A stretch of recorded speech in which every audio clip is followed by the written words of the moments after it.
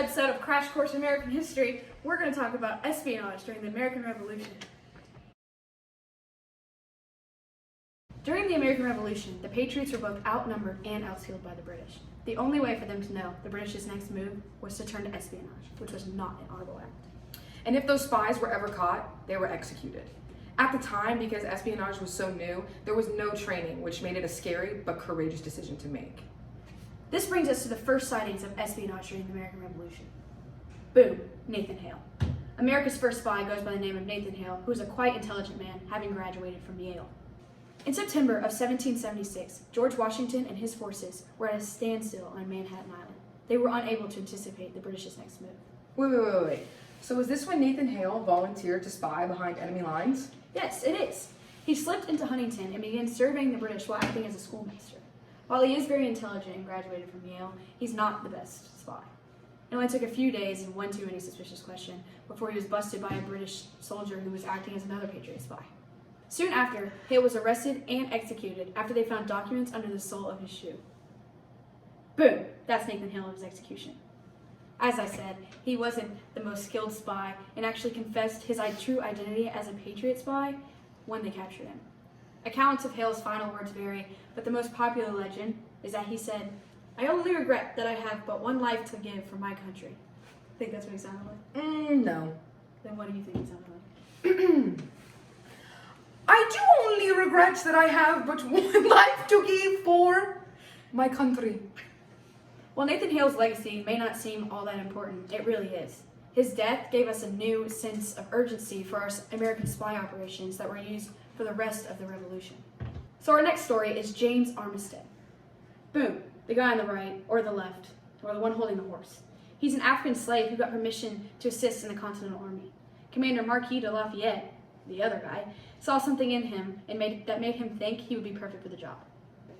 Okay, so he began by transferring intelligence across enemy lines, but then he actually graduated to the big leagues of espionage. He invaded Charles Cornwallis's camp by acting as a runaway slave who was loyal to the British. And guess what? Ooh, what? He was so convincing in his role as a runaway slave that Cornwallis actually enlisted him as a British spy. He used this role to his advantage and fooled the British about the whereabouts of the Continental troops. He also listened for enemy movements and was one of the first sources to inform the Patriots that the British were assembling forces at Yorktown. Peyton! What happened to James Armistead after the American Revolution? Now that's a very good question, you studious student. Unfortunately for James, after the war ended, he was actually put back into slavery and held as a slave for many years. But thanks to Lafayette, who wrote a letter to the Virginia legislature on his behalf, he won his freedom. And listen to how cute this is. As a way to thank his former commander, James Armistead changed his name to James Armistead Lafayette. What are we doing now? Funny you ask. Now, we're moving on to one of the coolest espionage stories, Louis Costigan. Boom! That right there is Louis Costigan. He was actually able to be in British territory wearing a full Continental Army uniform without being caught. Well, kind of.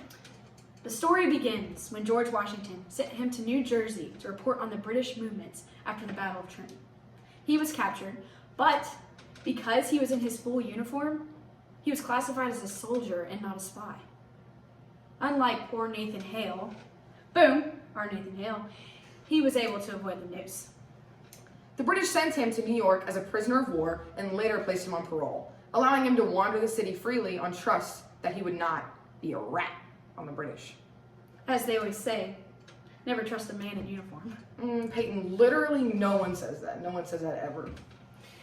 Costigan remained in the city to collect information for the Patriots for so long that the British just didn't even see him as a threat anymore. He literally spied on them in plain sight. Isn't that crazy? It's so crazy. Last but not least, we're going to get into Benjamin Talmadge. Boom, that's Benny.